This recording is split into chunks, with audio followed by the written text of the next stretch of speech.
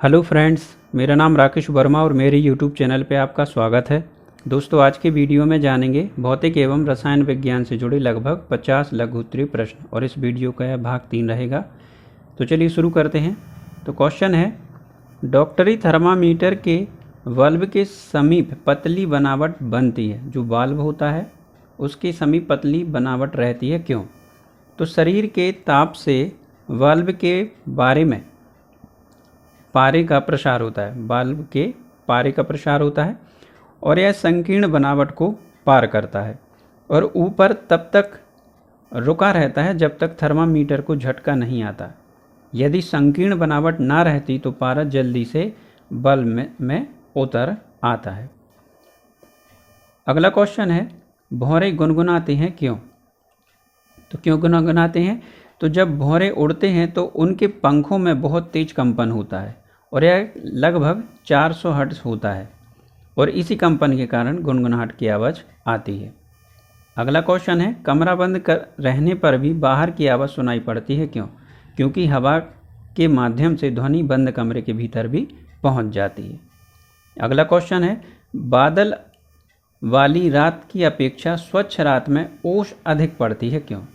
तो बादल एक आवरण का काम करता है। दिन में पृथ्वी द्वारा अवशोषित ऊष्मा रात में विकिरित होती है और यह ऊष्मा पृथ्वी तथा बादल के बीच रहती है, जिससे इसमें वायु गर्म रहती है और जल वाष्प का संघनन नहीं हो पाता और ओस नहीं बनती।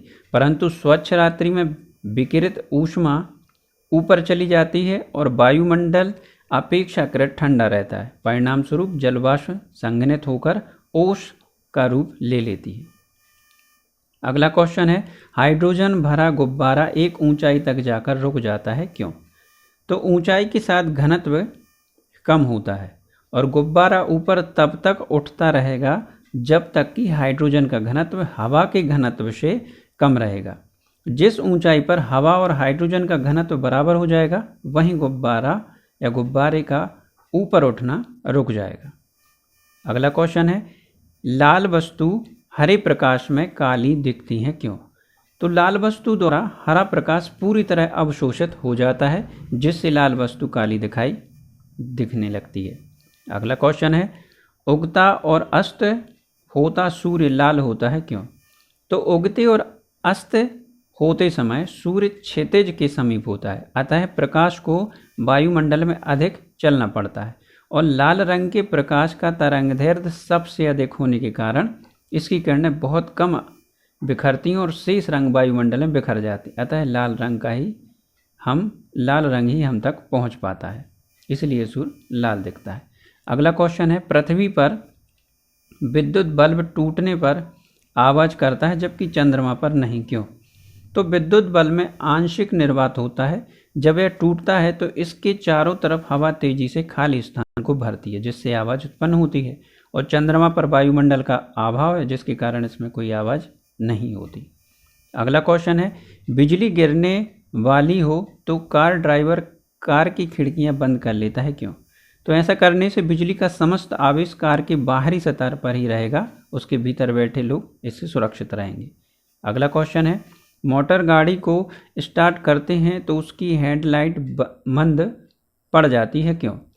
क्योंकि मोटर गाड़ी को स्टार्ट करते समय स्टार्टर द्वारा बैटरी से उच्च धारा ली जाती है, जिससे बैटरी में विभव पतन बढ़ जाता है और बैटरी के प्लेटों के बीच विभवांतर का मान बहुत कम होता है। इसी कारण गाड़ी की हेडलाइट मंद पड़ जाती है। अगला क्वेश्चन है, कोई वस्तु जब गर्म होती है तो पहले लाल रंग की दिखाई देती है, क्यों? क्योंकि साधारण ताप पर केवल बड़ी तरंगदैर्घ्य वाली किरणें निकलने के कारण वस्तु लाल दिखती है। अगला क्वेश्चन है, बहुत ठंड होने पर जंतु अपने को समेटकर गोलाकार बना लेते हैं, क्यों? तो उत्सर्जित ऊष्मा पृष्ठ क्षेत्रफल के समानुपाती होती है और गोलाकार वस्तु का पृष्ठ क्षेत्र सबसे कम होने के कारण उत्सर्जित ऊष्मा भी कम होगी। यही कारण है कि सर्दियों में जंतु अपने को समेटकर गोलाकार बना लेते हैं।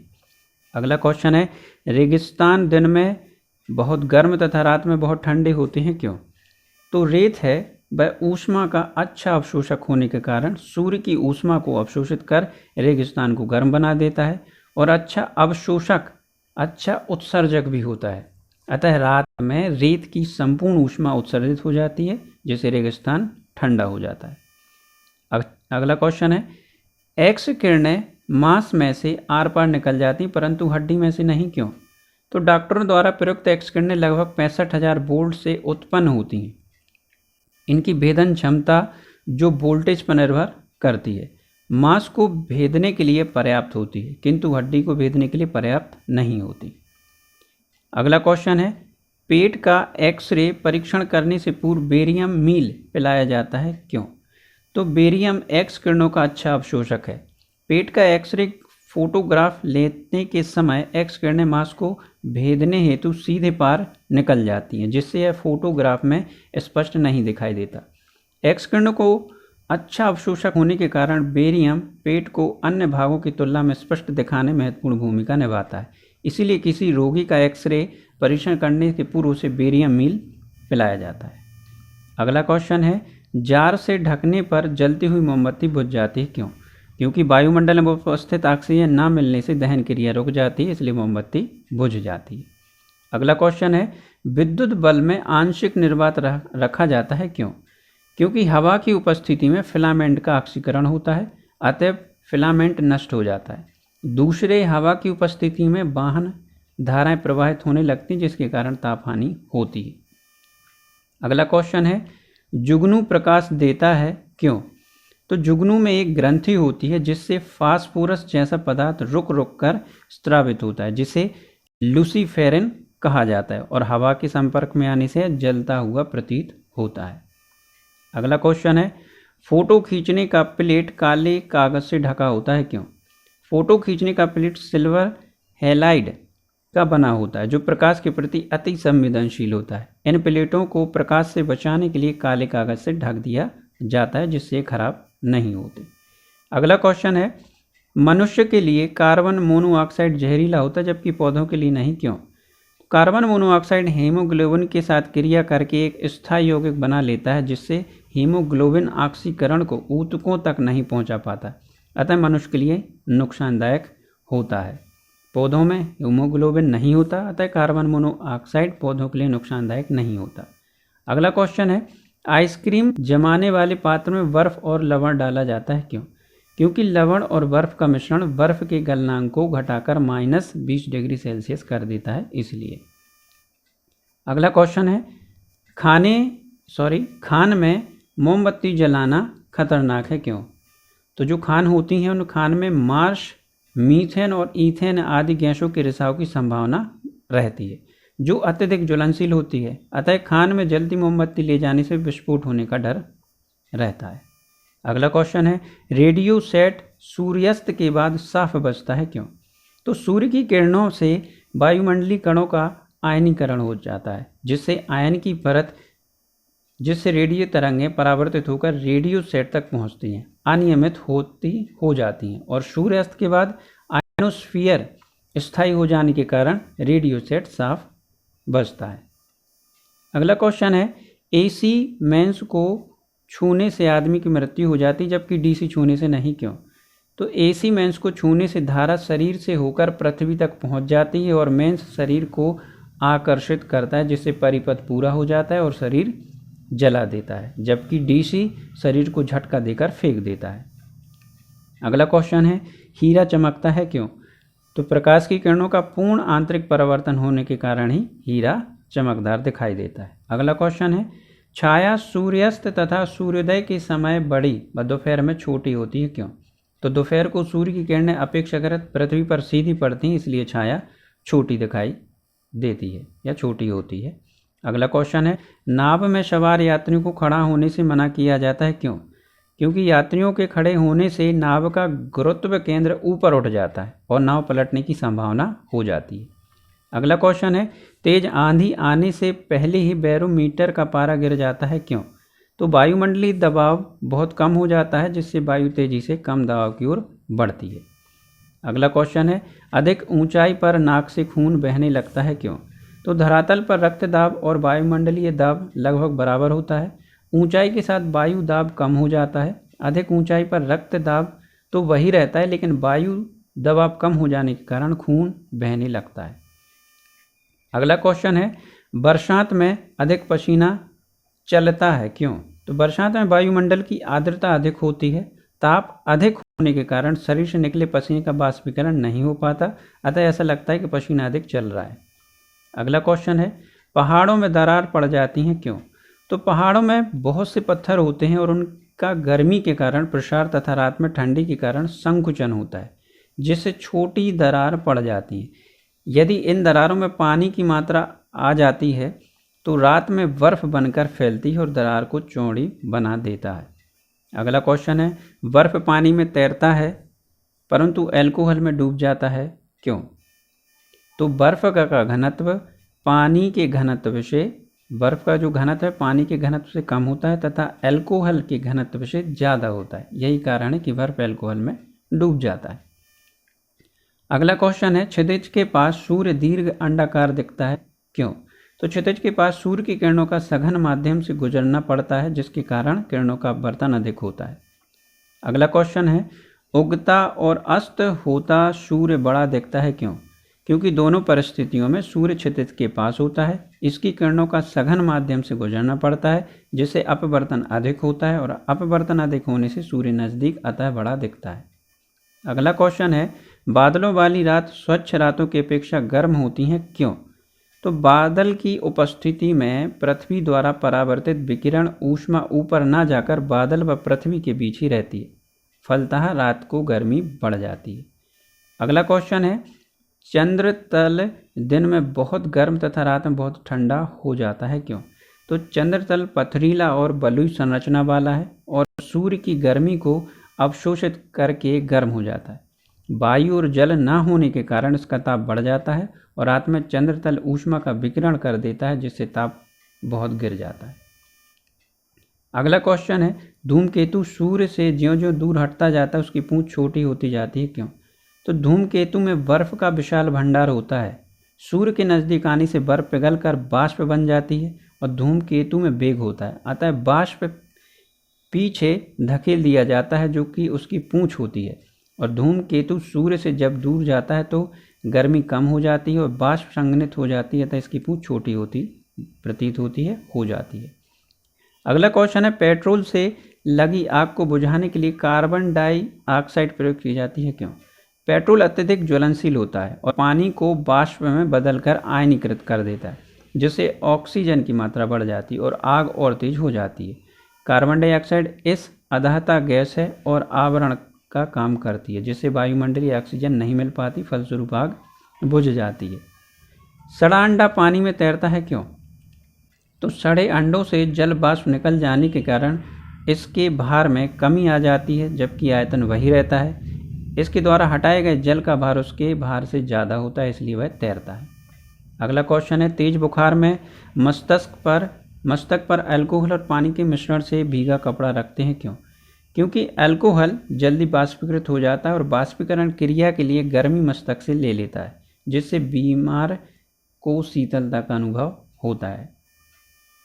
अगला क्वेश्चन है, किसी वस्तु का भार ध्रुवों की अपेक्षा भूमध्य रेखा पर कम होता है क्यों? तो ध्रुव पृथ्वी की धुरी के समीप होते हैं, जबकि विषुवत का बिंदु धुरी से दूर होता है।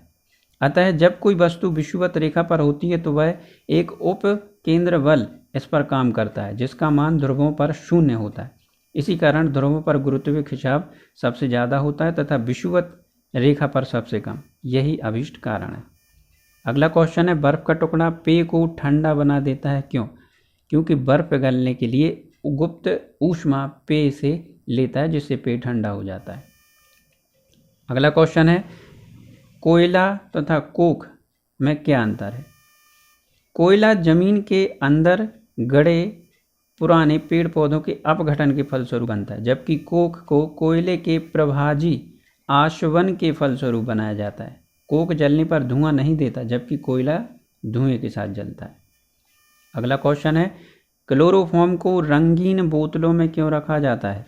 क्लोरोफॉर्म प्रकाश की उपस्थिति में ऑक्सीकृत होकर एक विषैली गैस फास्जीन बनाता है, इसलिए इनको रंगीन बोतलों में रखा जाता है। अगला क्वेश्चन है परमाणु विद्युत उदासीन क्यों होता है?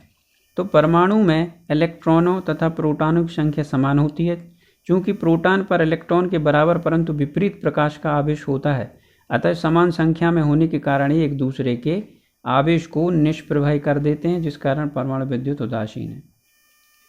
अगला क्वेश्चन है सोडियम धातु के टुकड़े को जल में न रखकर मिट्टी के तेल में रखते हैं क्यों?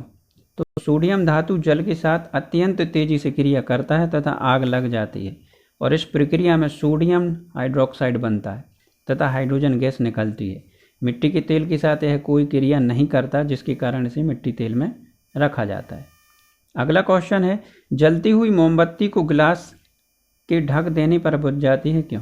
क्योंकि हवा में उपस्थित ऑक्सीजन मोमबत्ती के जलने में आवश्यक होती है, जबकि मोमबत्ती को ढक देते हैं तो हवा की पूर्ति बंद हो जाती है। इसी कारण ऑक्सीजन की अनुपस्थिति में मोमबत्ती बुझ जाती है। अगला क्वेश्चन है कट जाने पर रक्त का प्रवाह बंद करने के लिए फिटकरी का प्रयोग क्यों किया जाता है? तो रक्त में उपस्थित ऋण आवेशित कोलाइडी विलयन बनाते हैं। चूँकि फिटकरी में उपस्थित एल्यूमिनियम आयनों की स्कंदन क्षमता बहुत अधिक होती है, जिसके कारण इसे लगने से